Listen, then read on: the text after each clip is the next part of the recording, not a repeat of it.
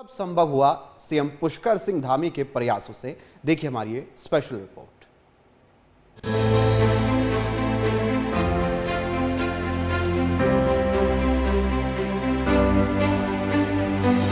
ये खूबसूरत तस्वीर उस गांव की है जिसकी अब तकदीर बदल गई है।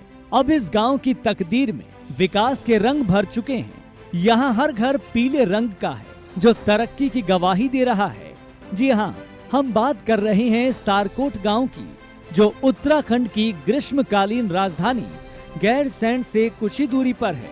6 महीने पहले तक इस गांव की तस्वीर कुछ अलग थी, लेकिन इस गांव की किस्मत उस वक्त बदली जब प्रदेश के मुख्यमंत्री पुष्कर सिंह धामी ने इस गांव को गोद लिया। सीएम धामी ने गांव वासियों से मिलकर समस्याओं को जाना, फिर उनका समाधान किया।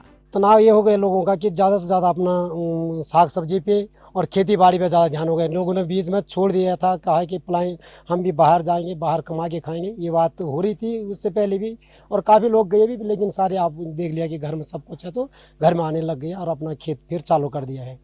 कई लोगों ने छोड़ दिया था। उसके बाद भी जब यहाँ पे माननीय मुख्यमंत्री जी आई और हमारे जिलाधिकारी जी ने जब विभागों को संबोधित किया कि भाई वहाँ पे देखो सारकोट गाँव में बहुत पीछे है, लोग बाहर भाग रहे हैं, तो उन्हें रोकने की कोशिश, उनको उनकी आजीविका जो है कि उनके गांव तक सीमित हो।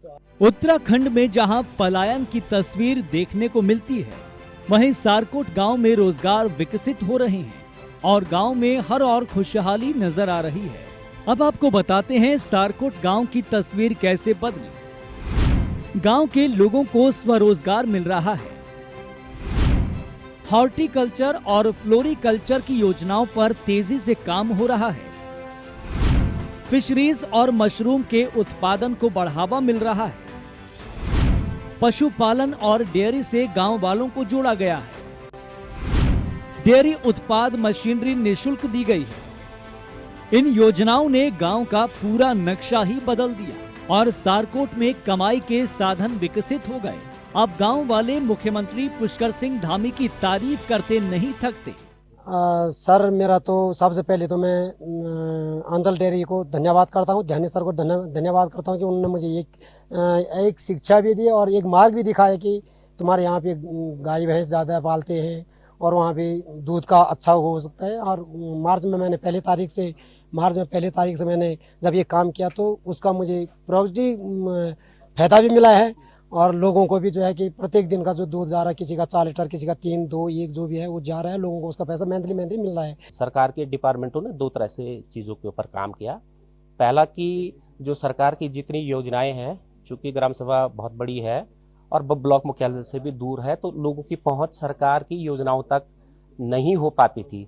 उन सुविधाओं को सरकार के डीएम चमोली के सपोर्ट से या निर्देश से सरकार के जितने भी डिपार्टमेंट है वो घर में आकर के लोगों को योजनाओं का लाभ देने के लिए सरकार के तमाम विभागीय अधिकारियों ने उसके लिए काम किया। सारकोट को लेकर बीजेपी नेता सतीश लाखेड़ा ये मानते हैं कि गांव को गोद लेने के बाद तेजी से विकास हुआ। वहीं उन्होंने बताया कि गैरसैंण क्षेत्र के लिए सीएम धामी बड़ी योजना बना रहे हैं। हमारे मुख्यमंत्री जी ने इस गांव की विशिष्टता को लेकर ही इस गांव को आदर्श गांव घोषित किया है, क्योंकि ये गांव उद्यमता में नंबर 1 है, सहकारिता में नंबर 1 है। ये गांव कृषि आधारित जीवन प्रणाली वाला गांव है। पशुधन इस गांव में मेरे विचार से इस क्षेत्र में इतना घना और इतनी संख्या में पशुधन कहीं नहीं होगा, दुधारू जानवर। उसके अलावा सब्जी के उत्पादन में, और जब से माननीय मुख्यमंत्री जी ने इस गांव को गोद लिया है, सरकार के हर विभागों ने इसको स्पर्श किया है और गाँव के कर्मठ लोगों ने प्रत्येक योजना को जिस तरह आत्मसात किया है, तो आज जिस तरह आप पॉली हाउस देख रहे हैं, सब्जियों को देख रहे हैं, नए नए किस्म के फलदार पेड़ लग रहे हैं, नकदी फसलों को लेकर गांव में जो रुचि जगी हुई है, अभी आपने देखा जिस तरीके से मशरूम की खेती को लेकर, पॉली हाउस को लेकर लोगों में एक उत्साह दिखाई दे रहा है। वैसे तो कई सांसदों, विधायकों ने गांव को गोद लिया हुआ है, लेकिन कई बार वो केवल रस्म अदायगी ही साबित हुआ। सीएम धामी ने जो करके दिखाया है वो एक सच्ची कोशिश है। अगर ईमानदारी से इसी तरह विकास किया जाए तो गांव के कायाकल्प को कोई रोक नहीं सकता है।